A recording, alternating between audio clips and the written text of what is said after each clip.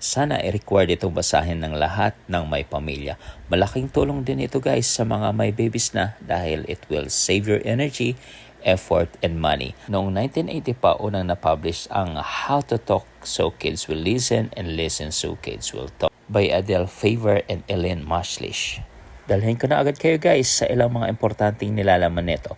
Random ang binibigay ko sa inyo mula sa aklat na ito. Una, empathy and validation. Binibigyan din dito yung kahalagahan ng inyong pangunawa at pagkilala sa naramdaman ng mga bata kahit di kayo sang-ayon. Ito ay nagbubukas para sa maayos at malinaw na komunikasyon. Para sa akin bilang may asawa at may 2 anak, napakahalaga ng may pag-uusap. Di lang for the sake na nag-uusap kami, kundi nagkakaroon pa kami ng bonding, bukod sa nagiging kampante pa kami sa isa't isa. Sa personal na opinion ko bilang Filipino, alam natin na iba ang pagpapalaki